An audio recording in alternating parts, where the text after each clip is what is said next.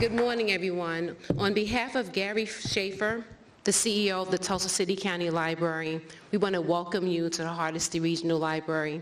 My name is Kimberly Johnson. I'm the Chief Operating Officer of the Tulsa City County Library. Today, we are gathered in Connors Cove, our wonderful children's theater. I am so delighted that you are all able to join us for this morning's Festival of Words Writers Award. The award is presented every other year as a part of the American Indian Festival of Words, which is presented annually by the Tulsa City County Library's American Indian Resource Center and the Tulsa Library Trust. If you have not had the chance to visit the American Indian Resource Center yet, please stop by for a visit. It is located at the Zarrow Regional Library in West Tulsa. We are very proud of our American Indian Resource Center, as it is nationally recognized for its programs to preserve and promote appreciation for our state's American Indian heritage. We are also proud of our center's coordinator, Teresa Reynolds. Is she here? Okay, let's give her a round of applause anyway. Through her work in the center, Teresa has contributed greatly to the Tulsa area Indian community and has helped tremendously in the preservation of native languages. This past year, Teresa worked with the Cherokee Nation and Mango Languages, which is a library database, to offer Cherokee language courses. It is now possible to learn the Cherokee language through Mango's online courses available at the Tulsa City County Library and libraries across the nation. Today's festival is an example of the exemplary programming that has led to our national recognition. I would like now to take a moment to acknowledge the sponsors who have helped make the Festival of Words Writers Award possible through their generosity.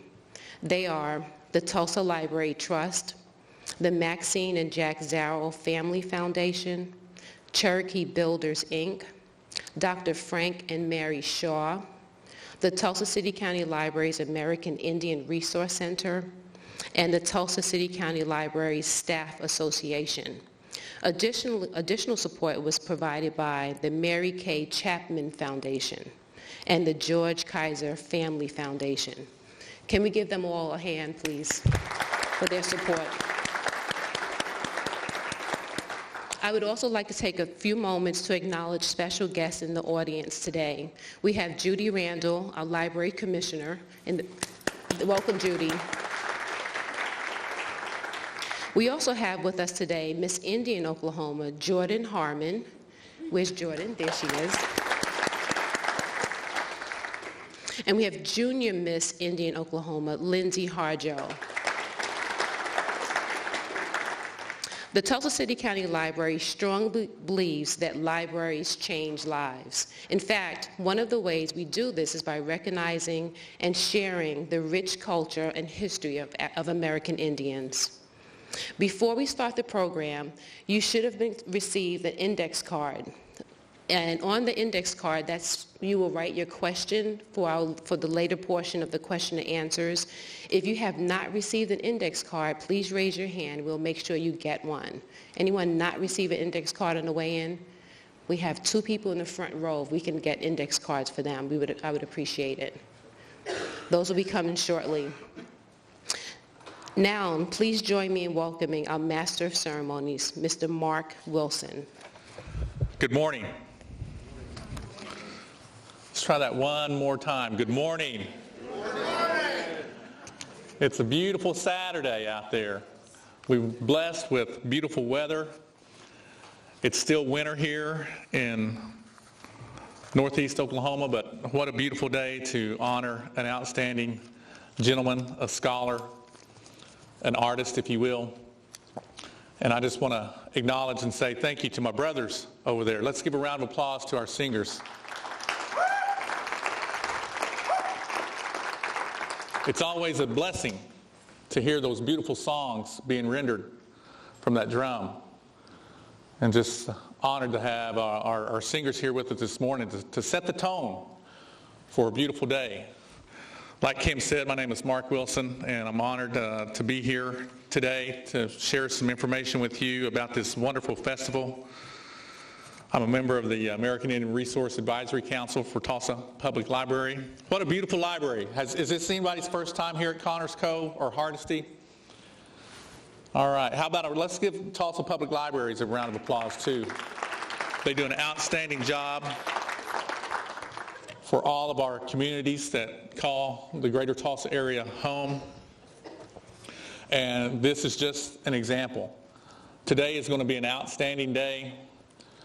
There's activities throughout once we conclude here, we encourage you to stay around if possible.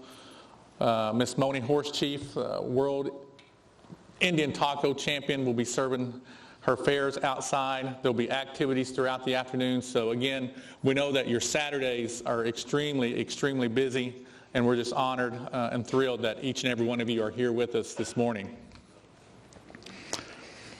Family is the backbone. It's the foundation of our culture. We're given substance, nurtured, and sustained by family. Kinship goes beyond family and is the connection we feel to the world at large and everything in it. That's an old Lakota saying. And as I woke up this morning, I was going through some notes thinking about what I might offer to each and every one of you today. But in all actuality, we're here to honor our honoree, Mr. Bruchac. And at this time, I would like to ask him just to please stand, and let's give Mr. Bruchac a round of applause, please.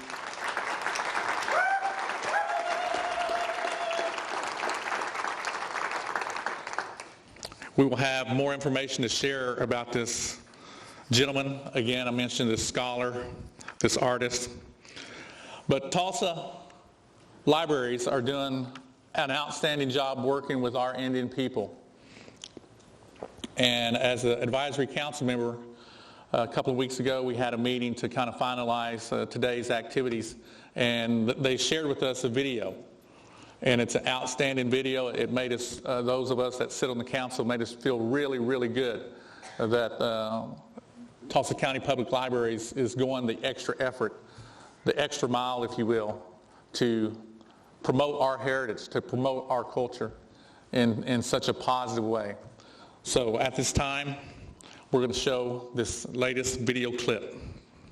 Reading is important in every language. Tigalia. Huda Kiriku. Kama. Rianye. Kasoka Wede. Onega. The Tulsa City County Library's American Indian Resource Center encourages everyone to read. I believe we have some of our stars that were just seen on the video. If you participated in that video, would you please stand or wave your hand so we can acknowledge you at this time? Two over here. I believe that was Mr. Rob Anque and Patience Harjo. Is that correct? Let's give them one more round of applause, please. That's great. Again, we want to encourage you during the question and answer portion of our program, the index cards that were handed out, we will ask you respectfully to write your question on the index card, and we will read them during the Q&A session. We were scheduled to have our Creek Nation fiddle dancers here with us this morning, but I understand they had having some travel issues. All right. Without further ado, he needs no introduction. He also, too, is a member of the American Indian Resource Council for the Tulsa Public City Libraries. He honored us this morning by opening up our breakfast with a wonderful Creek prayer. So he's a wonderful, wonderful storyteller, and he readily agreed to fill in for the Creek Nation Fiddle Dancers. So let's give a round of applause to our good friend, your good friend, Mr. Will Heal, the Good Reverend.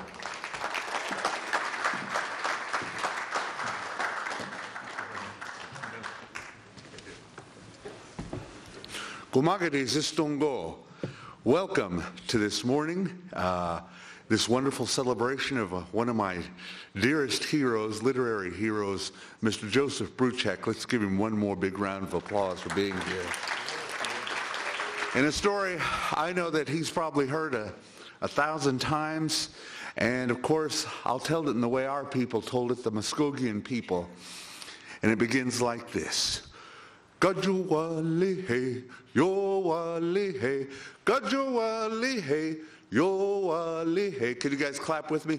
Gajuwalihe, yowalihe, gajuwalihe, yowalihe.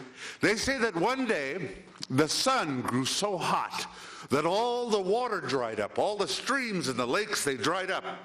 There was not one drop of water that could be found. So all the animals got together and they said, we need a well. You guys say that. We need a well. Now all the great animals were called upon. For instance, Ijo, the deer, was called upon to use his antlers to plow into the earth. While other animals, such as the mole, who used to living in the soil, helped carry away the extra dirt. Everyone, let's make a mole right there. There he is carrying away the extra dirt. Well now, when they came to Jukfi Holaje, that means the tricky rabbit. Everybody put your hands on top of your head like this. Stick your front teeth out and look at your neighbor and go, well now, when they asked him to help, this was his mean and selfish reply. Me? Help? Never. I'll get my beautiful coat all dirty. You must find someone else. So, all the animals said, if you do not help dig this well, you will not have any of our water.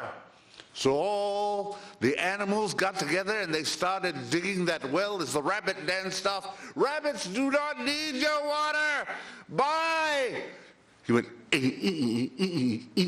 he was gone. Well now, all those animals started digging that well. Everybody put your paws up like this. And there they were digging that well. Pretty soon they hit an underground stream. And life-sustaining, refreshing water started to fill up their little well. Well, all the animals were really happy. They all lined up to get a drink. When who should show up, pinching and poking his way to the front of the line, was Jukfi Holaje, the tricky rabbit boy. And he brought with him a great big gourd cup. He prepared to dip it in when one of the animals caught him and they said, ah, don't you dare. Don't you dare take a drink of that water. You didn't help dig that well. You will not have any of our water. The rabbit said, fine. Rabbits don't need your water anyway. And off he ran. He was gone. Well now, as the days went by, they noticed one strange and unusual thing. That as the animals passed through the animal villages, they noticed that the rabbit was not even thirsty. He did not even break a sweat, and one of those animals said, hey, I think that rabbit is stealing our water. Let's go see if it is so. So that night, all the animals hid in the tall grass. Everybody take your fingers and look like this. There they were looking through the tall grass. When the stars and the moon appeared above the Appalachian mountain ranges, they heard a rustling in the underbrush. It was the rabbit, and he was sneaking down to the well. And he brought with him a great big gourd cup. He dipped it in and he took a great big swig and he went,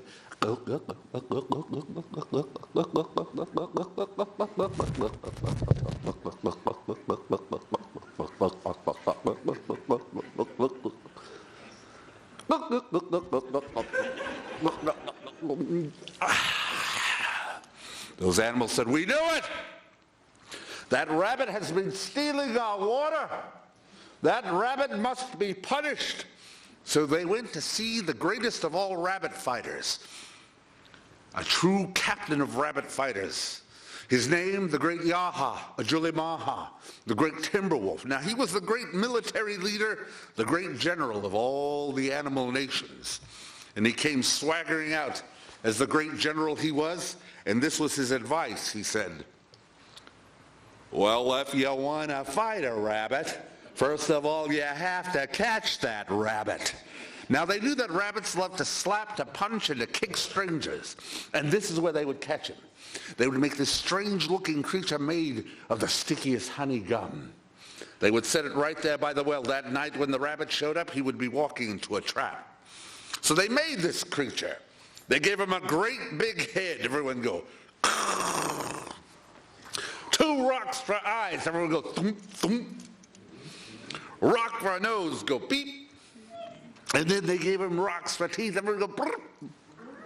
Then they gave him 2 tree branches for arms. And they set that sticky, gooey mess setting right there by the well where it looked looking like this. Look at your neighbor and go. So now, they waited. And that night, when the stars and the moon reappeared, all the animals waited, hiding in the tall grass. Everybody hide in the tall grass. The rabbit made his way down to the well, and there he started drinking. Only this time he brought with him an even bigger gourd cup. He dipped it in and he took a great big swig, and he would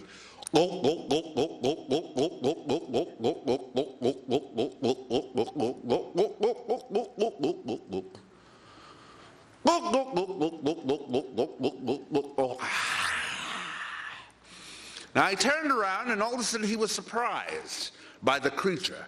He looked and he went, ooh, hey la. He went, look at that. He said, I've never seen a creature like this before.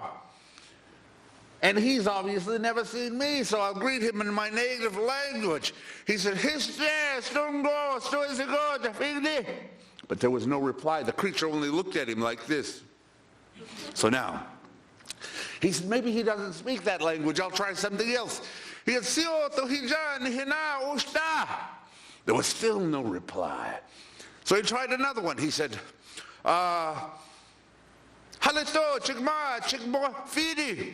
there was still no reply. He said, I'll try Seminole. He said, there was still no reply. And the rabbit got really angry. He said, you mustn't have a mama that taught you well. Whenever you greet another animal in the forest, you're supposed to greet them and reply. But for doing that, I'm going to punch you with my paw. So he pulled back with his paw, and he swung. And that paw got stuck in that sticky, gooey mess. He couldn't get it out. He went, hey, let go. Hey, let go, I'm going to hit you with my other paw. And he swung, and that paw got stuck. Now he was really stuck. Hey, let go, let go. He pulled back with his hind leg, and he swung, and that hind leg got stuck. Well, now, all the animals started coming out of their hiding places. They said, aha, now we've caught you. What should we do with this water thief? And one of them said, I know. Let's chop him up and make him into rabbit sandwiches. What do you guys say? And all the animals said, yeah. You guys say that? Yeah. Well, now, the rabbit, thinking very quickly, said, no. And they said, why? Why shouldn't we do this? He said, because every piece you slice off will become a brand new rabbit. He said, oh, well, we don't want to do that. And the rabbit said, I thought so. Another one said, I know. Let's throw him into a great big cooking pot and make him into some rabbit stew. What do you guys say? Yeah. And the rabbit, thinking very quickly, said, no. And they said, why? He said, because you know the hot water will only make my coat clean. And you know how much I love to be clean. Don't hate me because I'm beautiful. He said, no, no. He said, I know, said another. Said, how can we punish you? How can we punish you? And this is exactly what the rabbit wanted. So now, they all got together. And the rabbit, thinking very quickly, he said, there's one thing, stick of bushes. I hate stick of bushes. Don't throw me in. Well, now the animals were so bent on punishing rabbit, they forgot about this. So now they grabbed the rabbit. They said, there's a stick of bush, and we're going to throw you in it. The rabbit said, oh, no, don't do that. And they began to count. They said, Humgen, Hokolen, Duchinen, Osten, Os. And they tossed the rabbit, and the rabbit went twirling through the air. He hit on one side of the stick of bushes, and he disappeared. And all the animals were waiting to hear his cries of agony and his screams of grief, but nothing came, only silence. And the rabbit rolled harmlessly to the other side and started teasing the animals. He said, "Rabbits live in thicker bushes, you sillies." So now, the lesson of the story is this. Grandma would say, you know, it's always good to be helpful. Never be lazy, but never let people tell you exactly what you want to hear. That's the way it was, and that's the way it will be. And at the end of each story, the people would all say, "Oh!" Can you guys say that? Oh. Now look at your neighbor and go, "Oh!" And your other neighbor go, "Oh!" Thank you, Madam.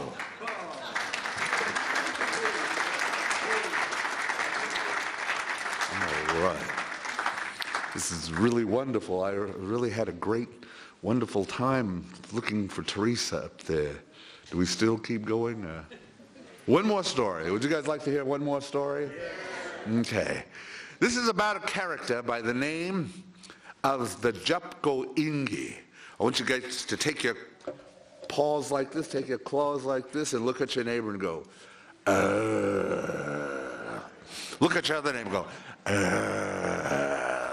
Now this is a monster story. They say at one time along the great Mississippi, known to our people as the Wiagofki, it means the muddy waters. The British and the Americans would know this river as the great Mississippi. There was a creature known as the Jupko Ingi. He was rotten, he was terrible. Most of all, he loved to make others frightened. And because of his looks, let me describe him to you. They say that he had the head of a shrimp. Everybody take your fingers like this and make some shrimp eyes up here. There we go. And then he had the body of an armadillo. And for those of you visiting us for the first time, if you don't know what an armadillo looks like, he kind of looks like a little pig in armor. And then he had a great big fan tail like a lobster's tail. And everybody shake your tails right there. There we go. And then he had these huge claws, hence the name, the long claw. Now let's click them together like castanets. So now, in this story, he loved to frighten others. For instance, he couldn't be happier if he saw someone crying because he scared them. For instance, if he saw a group of baby animals playing down by the river, he couldn't be happy unless he scared them. Babies could be down there playing by themselves. And along came the long claw, and he would go. And those babies, they would start crying. They would go. And the old-time animals would get onto the long claw, and they would say, "Long claw, Vegas, Ficuno, stop making those babies cry." But the long claw would say these terrible things that no one should ever say. And he would say, because he would get very offended, he would go, "You're not my mother. You're not my father. You can't tell me what to do. You're not the boss of me." Well, now, he kept doing this until one day, it happened this way. There were a group of squirrels down by the great river. They were playing in the water, splashing about, taking pecan shells and getting drinks and throwing the water on each other. The squirrels were having a good time. But then again, squirrels just want to have fun. And so there they were, splashing in the water, going, "Squirrels just want to have fun. Squirrels just want to have fun. Ah, ah." Well, now, along came the long claw. And he snuck up behind them and he went, "They don't even know that I'm here. Maybe I should scare these squirrels. What do you guys say? You think I ought to scare these squirrels?" Yes. What? Yes. Huh? Yes. Who said no? Who said it? Did you say no? What do you know? So now he snuck up behind those animals and he went, and the squirrels just let out a big scream. They went, "Ah! And the long claw thought it was so funny, he started laughing.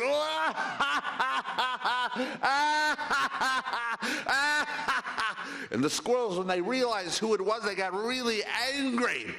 And they said, Long Claw, we should have known it was you. One of these days, bucko, someone's going to take you down to size. And the Long Claw said, oh yeah? You're not my mother, you're not my father, you can't tell me what to do, you're not the boss of me. That'll be the day to run along, short britches. Your mama's calling you. And so now off he went in. Nobody wanted to play with him anymore. So he made his way around the great rivers until he came upon the wonders of wonders. There was a huge mound of clay and mud, and on top of it was a creature known to our people as the gunno. Now the gunno was on top, and it scratched a hole in the soft clay and mud, filled it full of water, and was taking tiny fishing nets and throwing them out into the river, where it was catching tiny minnows and fishes to take it back to trade for its most favorite of all foods, honeycombs. Everyone say, yum, yum. Well now, the Long Claw had never seen a creature like this before. He said, hey, I've never seen anything like this before. And maybe they've never seen me. That gives me pause to think, what could I do? So while he was thinking about what to do to this creature, I will describe this creature for you. Maybe you have seen a gunno. Now they say the gunno looks kind of like a cat. It's short, squat, and it's got a rectangular shaped head, and it's all black with a great big bushy tail, but it has a white stripe that runs from the tip of its nose to the bottom of its tail. Can anyone tell me what that is? A skunk, that's right. He'd never seen a skunk before, that's right. Never seen one before, so he said, hey, I got the idea. Maybe I should scare this creature. What do you guys say? You think I ought to scare this creature? Yes. What? Yes. Huh? Yes. Who said no? Did you say no? Stand up. What do you know? So now, he snuck up behind the gunno, the skunk, and with all his might, he tried to scare the creature, and he went,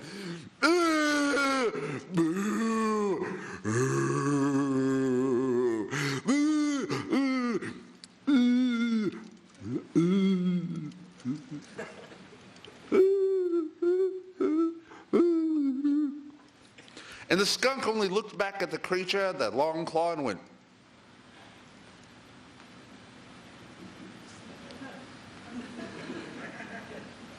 but the Long Claw kept on going, and the skunk finally had enough. The skunk raised its claws and went, and the Long Claw took off running, went, got off by itself, and said, well, that didn't go quite as well as I thought it would. Maybe I should try it again. What do you guys say? You think I ought to try it again? Yeah. What? Yeah. Huh? Yeah. Who said no? Did you guys say no? Stand up. All you guys that said no, stand up. What do you guys know? Sit down. So now he snuck up behind the skunk one more time, and he went, he went, boo, boo, be afraid, be very afraid, boo, boo, boo, boo, boo.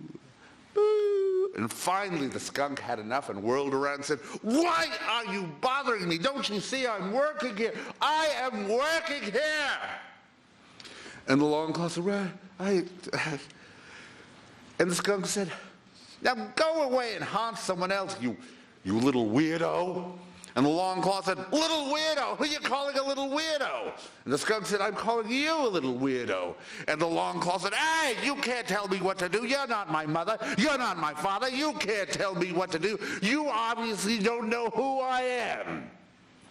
And the skunk said, well, who are you then? He said, I am the long claw, scariest creature of the great Mississippi. You should be afraid, very afraid. And the long claw said, well, then who are you? I've never heard of you before. And the skunk said, I am Gunno the skunk. And if you don't quit messing with me, I'm going to show you the power of the skunk. And the long claw said, the power of the skunk? Ooh, I'm scared. He said, that sounds like a challenge to me. You see this great big claw? Don't you realize I could bring it right down on your little pea head? And the skunk said, bring it on. Bring it. Well, now, he said, you asked for it, said the long claw. He pulled his great big claw back. He swung with all his might, leaning into the weight of his claw. He closed his little eyes so tight on his head that as the great claw passed toward the skunk was really fast and agile. He dove right underneath that great big claw just as it passed over, and before it disappeared with his hind legs, he slapped it with his hind legs. Pack! But now to the long claw, his eyes closed. He felt like he had hit the skunk right on the head. And when he finished his pass, Will Skunk had rolled into the hole that it had dug and was hiding in there. Well, now, the long claw opened his two little eyes, and all he saw was the hole in the ground. He thought he had hit the skunk so hard he went right into the ground like a screw would go into a board, and he began to laugh. I told him not to mess with me. You were there. You heard it. But now I have to see the grisly remains. So now he took his two long-stemmed eyes. He stuck them into the hole where the skunk had disappeared, stuck his head right in there, and all of a sudden he was met by the skunk's great big bushy tail. It began to bristle and stand up. And the long claw put his nose right on it like this, and he went, hey, I've never seen anything like this before. What's going to happen next? And with one mighty blast, the skunk let him have it and went, and all of a sudden the long claw went, that blast was so powerful that his two little eyes fell off their stems like this, boink, boink, and his great big claws rolled off, and he sank into his arm and went, oh, you got me. What a world, what a world. Well, now, he was gone, and the skunk took his two long claws and took them home, washed them up, and turned them into little fruit bowls where they were remained on his table since that time. The lesson of the story is this. Always remember, when you act out and misbehave, it might be cute for a little while, but remember, you're asking for attention. Make sure you don't get the wrong kind of attention. And always remember, there's something faster than yourself. That's the way it was, and that's the way it will be. And at the end of each story, they would all say, oh! Can you guys say that? Oh! Now look at your neighbor and go, oh! Oh! And your other neighbor go, oh! Oh! Thank you. All right.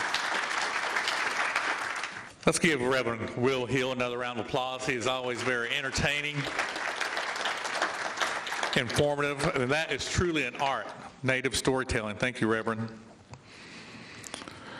We've come to that point of our program, ladies and gentlemen, where we are ready to present this wonderful award to this wonderful human being.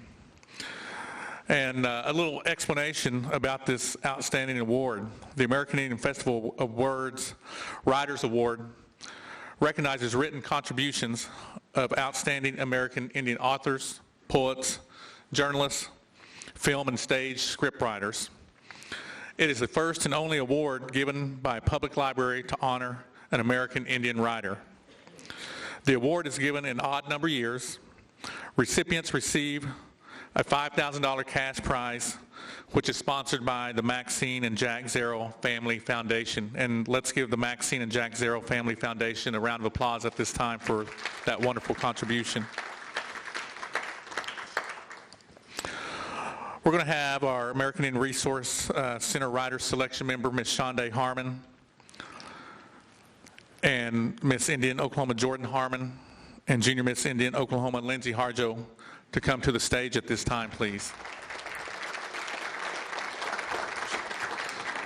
Mr. Bruchac holds a BA in English from Cornell University, an MA in Literature and Creative Writing from Syracuse, and a PhD in Comparative Literature from the Union Institute of Ohio. His poems, articles, and stories have appeared in well over 500 publications, from National Geographic and American Poetry Review to the Smithsonian Magazine. His honors include a Rockefeller Humanities Fellowship, a National Endowment for the Arts Writing Fellowship for Poetry, the Cherokee National Prose Award, among others. In 1999, he received the Lifetime Achievement Award from the Native Writers Circle of the Americas. Ladies and gentlemen, the recipient of this year's American Indian Festival Awards, Writers Awards, Mr. Joseph Bruchac.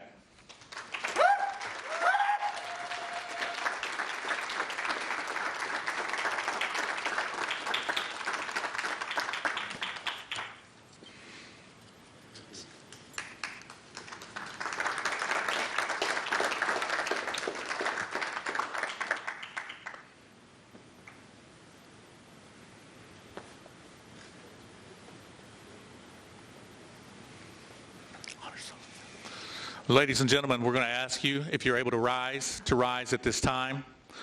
And we're going to go to our drum for an appropriate honor song for Mr. Joseph Bruchac.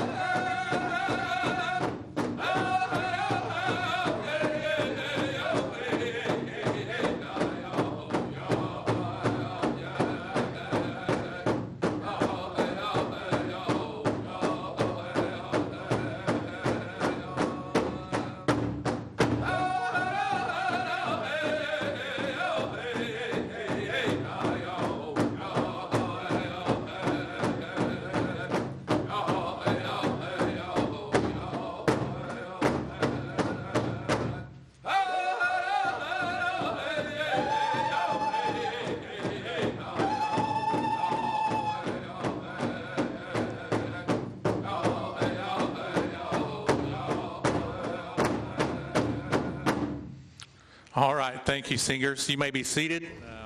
He's going to speak for about 15 minutes or so, or whatever is on his heart and his mind.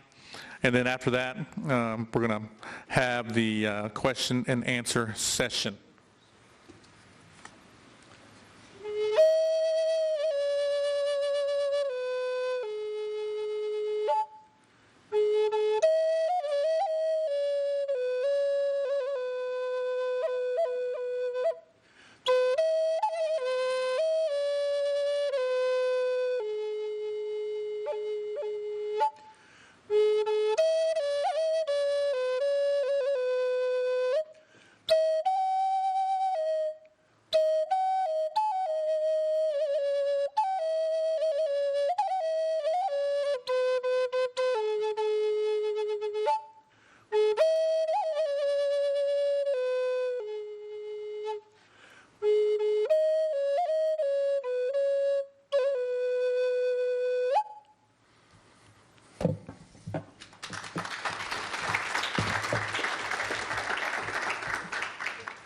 Kwai kwai ni dobak. Pakuno guzian. De Louise soza para noki da Jose da la awasos umba. Dai ndakina ala Saratogi, ala Nabizonbik, ta Wombi Wadzawak. Wabanaki ala Alomba Onda, Ulioni, Nidoba, Ulioni. Hello, my friends.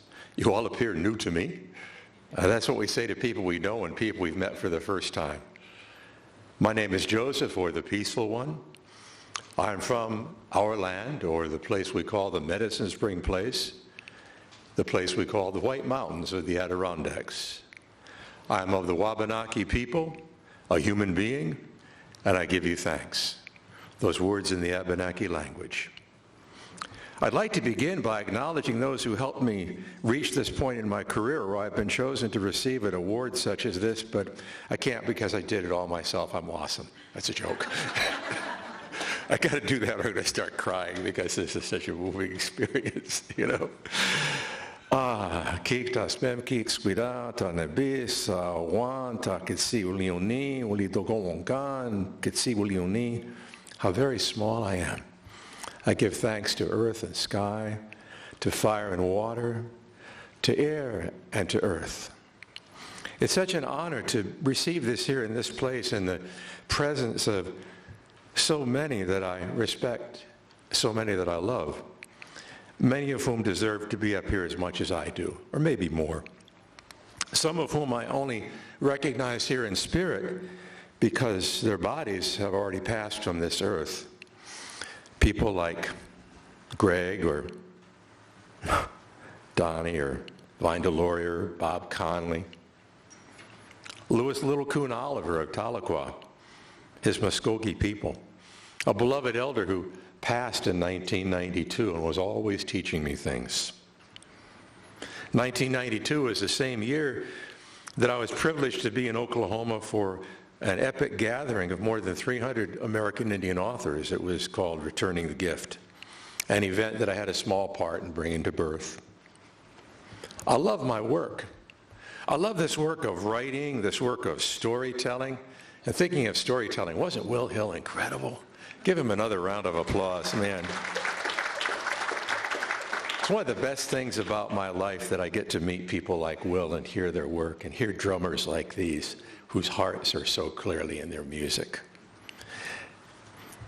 Be able to touch the mind or the spirit of another person, that's true magic. Is it ironic for me, who's a writer, to say it goes beyond words? You know, people often have told me I could not do this. They told me not just through rejecting what I wrote. I mean, my first book called Indian Mountain was rejected over 20 times before it was published. A book of mine called Keepers of the Earth, close to 100 refusal letters before it finally saw print. I was told I was too stupid, too ignorant, too naive, that all the important books had already been written, and anyway, who wants to hear about Indians? So why try? And who the heck are Abenakis? Never heard of them. Did you just make up that name? I carry an old tribal enrollment card in my wallet. Abenaki Nation of Vermont, it reads across the top. And lower down below a photograph of myself that's 36 years old, has a lot more hair on it. The words, St. Francis Sokoki Band number 3312. Back then, after a brief period of state recognition, our Western Abenaki people had no status legally. Although our chief, then Homer St. Francis, said, that's all right because I don't recognize the United States government anyway. I've always felt honored that my writing and my storytelling, my family's work in renewing and strengthening our indigenous language, the work we've done in repatriating the bones of our elders, the work we've done in things like fish-in trials, where later on I got to testify as a writer and an expert witness as a storyteller, played a little part in raising public awareness and supporting our Abenaki people, especially our young people. And today, there's not one but 4 tribal nations of Abenakis who enjoyed legislative recognition: the Missisquoi, the Nulhegan, the Kawasuk, and the Elnu bands. I think of them and I accept what I receive here today in part for them. You know, I was brought up poor by my grandparents on the Indian side. They ran a little general store where they gave credit to everyone. There was sort of like a mini trust for everybody in the neighborhood. When my grandfather died, I think he was owed about $40,000, which was a lot of money, but I never saw so many people come to someone's funeral. My grandmother used to make my shirts out of chicken feed sacks. She made her aprons out of them too. And I never had a television or saw a TV until after 5th grade. Kids say, "Oh, so did you watch your movies on your phone?" Yeah, that's right. My grandfather, Jesse Elmer Bowman, by the way, he hated that middle name. He told me how he left school in 4th grade, jumped out the window of the one-room schoolhouse because they kept calling him a dirty Indian. He went to work in the woods for Seneca Smith. He could barely read and write, but he was unfailingly kind. Never struck me, because that was how he said he was raised. He was so dark-skinned that the one time he went down south to Virginia, he was forced to use the colored bathrooms. I heard it said of him in our hometown, "Jesse Bowman is black as an Abenaki." That may give you an idea of what it was like to be a native person in many parts of the Northeast. But he taught me to read, not books, but the land and the garden where I still grow the 3 sisters of corn and beans of squash that he grew. He taught me the woods. And my grandmother, who was a highly literate woman, had a house that was just filled with books. It's almost 4 years now since the person who loved and tolerated me more than anyone else in the world has also left. My wife of 47 years, Carol. The strength and kindness of our 2 grown sons, Jim and Jesse Bruchac, Jesse Bowman Bruchac, named after my grandfather. They're both writers, and they're both professional storytellers, and their best qualities come from her. My co-editor, my partner, my best, my most unfailingly honest critic. We grew into our marriage, and we grew up together, and when we had to mortgage our house to pay off the debts for the Returning the Gift conference, we'd raised $350,000 for that conference, and we spent $400,000, a typical Indian success story. She didn't bat an eye about that. It was Carol who, on our 30th wedding anniversary, said, "Thank you for 15 wonderful years." I wouldn't be here if it wasn't for her. Some of you were lucky enough to know her. The last word she spoke to me when we were together was this. She took her hand in mine, held it tightly with both her hands, and she said, "I'm so proud of you. I'm so proud of you." So what could I do except continue on as I am here today? And so I accept this award in honor of all of us who write what others tell us we can't write and we shouldn't do. I accept it in honor of my Abenaki people, elders like Madawa Lasses, Little Loon, Atian Lolo, Stephen Laurent, who taught me language and story. In honor of my late wife, who I'll miss and yet feel with me for all the rest of my life. In honor of earth and sky. In honor of all who breathe. I thank you.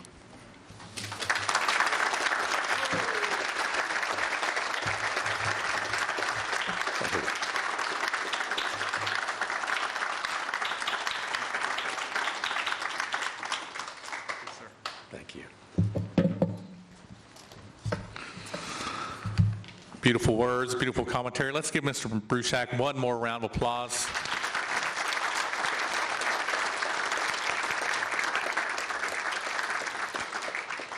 Again, this is the, last call for questions, and I'm going to turn the microphone over to Mr. Larry Bartley to begin a 10-minute question and answer portion of our program. All right, our first question. Mr. Bruchac, you ready? I guess I will be. Okay. As a child, what was your favorite book that you read? I guess it'd have to be The Jungle Book by Rudyard Kipling. I read it years again later, and I discovered it was really a book about colonialism as much as it was about a boy who was raised by wolves, and in many ways it tells a story that I think all indigenous people can understand. So it's still a favorite book of mine, The Jungle Book. Is Skeleton Man an actual Indian story? Skeleton Man is one of my novels. It's a novel about a girl whose parents disappear, and then she begins to put two and two together and ties it into her mind with this traditional tale of a monster who was a human being, and because he was so greedy and selfish, ended up eating himself and turning into a cannibal monster. That story exists in the Mohawk language. I first heard it in Mohawk and have it written down in Mohawk. It's called chik-a-chik, which is the sound those dry bones make rubbing against each other. And it's a wonderful story that teaches us the importance of kindness and sharing and working hard and being part of your community, and not just being someone who takes advantage of others and is greedy and selfish. Because greed and selfishness always turn you into a monster. It doesn't matter who you are or where you are. That happens, and we see it all the time. Yeah, that's a traditional story. When did you start writing, and was it your original career? Well, my original career was to be a naturalist. I always wanted to work with animals because I had great love, and still do, for the natural world. My grandfather brought me that, I think. I mean, he taught me that when you catch a fish, you always have to say thank you to it. And this is the way he did it. So that was what I first wanted to be. And I was writing about animals and plants and things like that when I was in grade school. I was writing these little essays and poems and writing things for my teacher and getting in trouble with the other kids when my teachers praised me too much.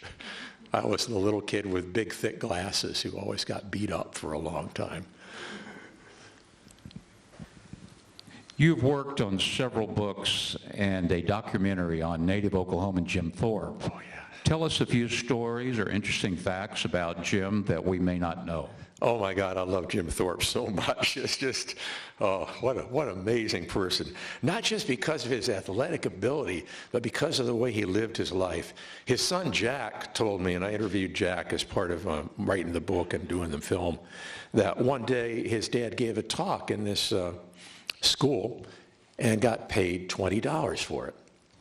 They walked outside, and a man walked up to Jim and said, Jim, I'm down on my luck. Can you help me? And Jim Thorpe opened up his wallet and took out that $20 and put another $5 on top of it and gave it to the guy, who took it and said thank you and walked off. And Jack said, I said to my father, who was that, Pop? And Jim Thorpe said, I don't know. Well, why'd you give him all our money? Well, he said he needed it. That was the kind of person Jim Thorpe was. I have a friend named Swift Eagle who was actually, Swifty taught me that flute song I started off with. It's called The Song of the Wind. It's a Pueblo song. First song I ever learned on the flute 40 years ago. 45 years ago now. I'm getting old. And Swifty he went to Hollywood to work in the movies. He was from Santo Domingo, Pueblo. And he was a flute player. And Jim Thorpe heard him playing the flute in the Hollywood Bowl and said, you want to come and work in the movies? Because Jim was in scouting people and also working as bit parts himself in many films. So he brought Swifty on to the lot and said, can you shoot a bow and arrow? And Swifty said, oh yeah, I never miss, which was true. He was an incredible archer. So Jim said, well, if I give you a bow, can you string it? Swifty said, I think I can. And Jim Thorpe gave him his own bow. And this bow was so strong, almost nobody could string it. But Swifty just wrapped his leg around, strung the bow. Jim said, good. Now, can you hit something if I give you an arrow? Sure I can. Can you hit a person? Well, if I hit a person, I'll kill him. Jim said, don't worry, this guy's a stunt man. He'll jump out of the way before the arrow hits him. So you stand right here. So Swifty stood there. Now, see that door way down there about 100 feet away? I'm going to go over there and tell him to stick out his body, and then you shoot at him. He'll jump back. So Swifty said, okay, he better be quick, though. So Jim Thorpe disappears behind the door. He says, you ready? Swifty goes, I am ready.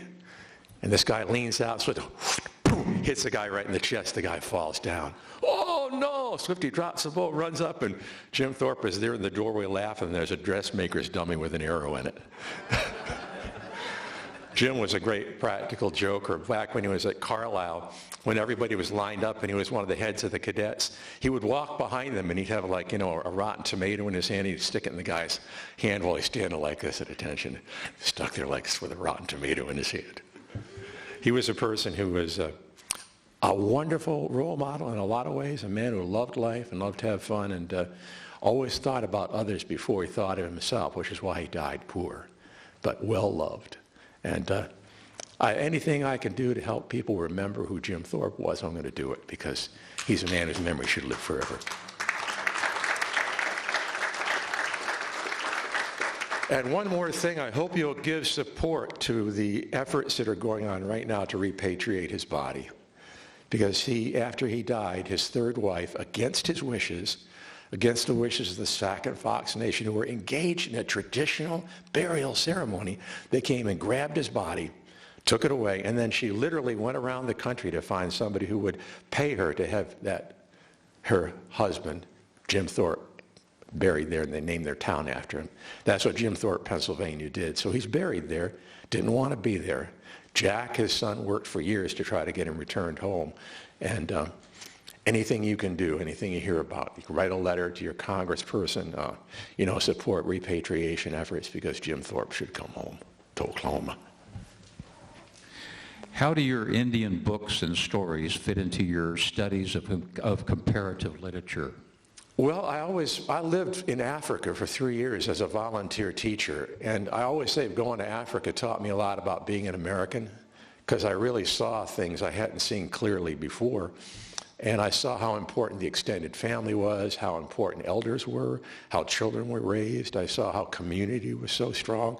And I realized that that was what I saw in Native communities, in Indian communities here in this country. So I find there are many ways in which we as human beings are alike, and there are ways in which we're different, but we're all part of that same circle. And I think that studying comparative literature shows us different points on that circle where we can see ourselves and also learn to see others.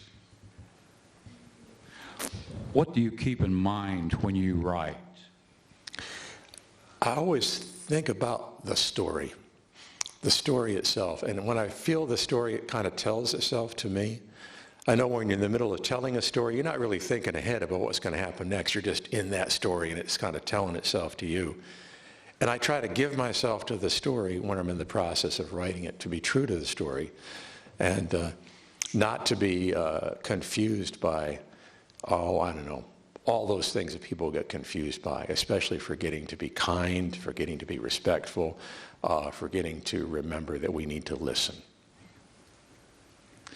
When writing a novel, how do you know when to write in first person or third person?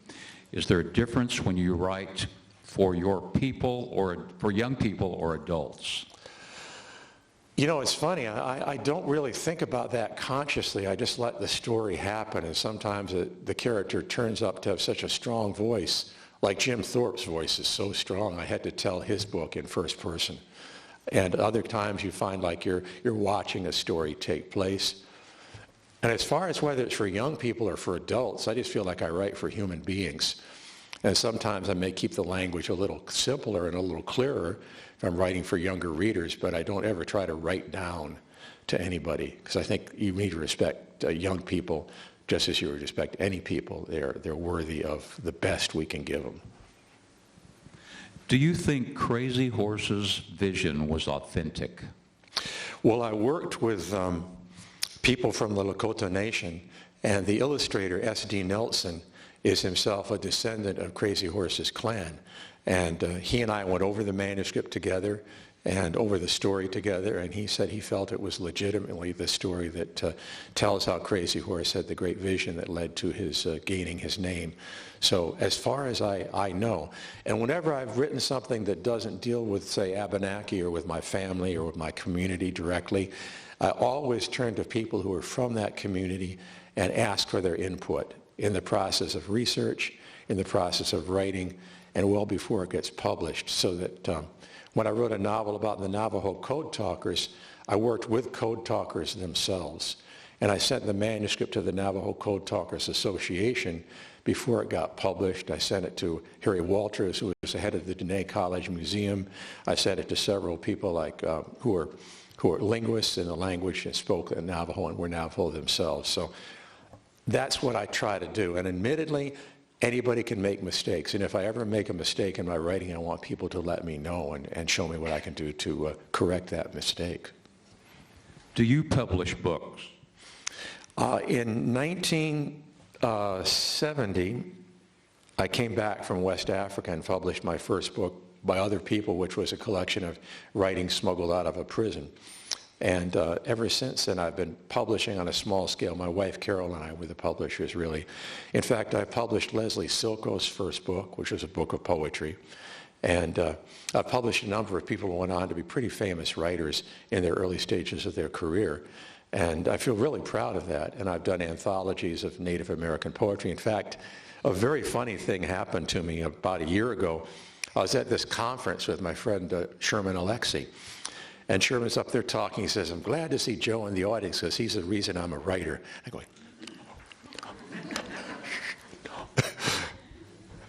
what he said was, well, it was because he read an anthology that I edited of American Indian poetry called Songs from the Earth on Turtle's Back when he was a college student.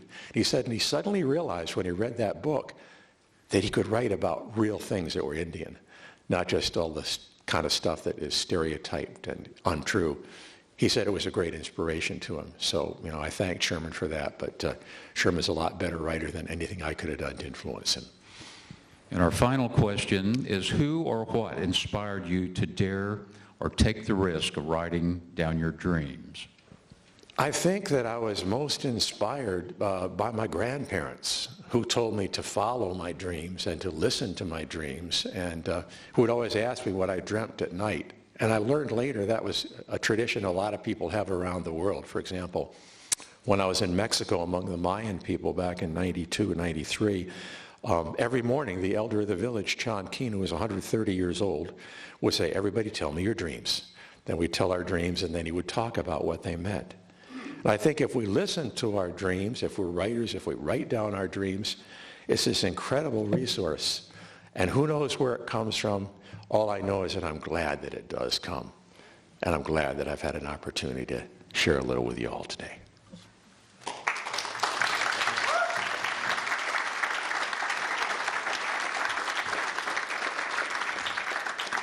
Thanks to each and every one of you who submitted questions, and a round of applause for Larry Bartley for moderating the question and answer session. Thank you, Larry. A driving force behind this festival, this very successful festival. She wasn't in here earlier, but we need to recognize her at this time, and that is Miss Teresa Reynolds. Teresa, come on up. Thank you for coming today. I hope you enjoyed our author. He will be signing books afterwards. Barnes & Noble will have a stand-up to buy books if you want. We also have a poster that they're free. You can grab one, and maybe he can sign it as well or something. When you came in, you should have received a program and then a brochure. We have a 3-hour festival of words going on. It's a free festival. We have native culture maker spaces in there. We have a canoe. We have children's crafts. We have the Ioways, Gray Snow Eagle program coming. They're going to do 2 presentations. And we have the Muskogee Nation fiddle dancers are here. And then we will finish it all off with Mike and Lisa Pasatopa in a dance presentation. So please enjoy the day.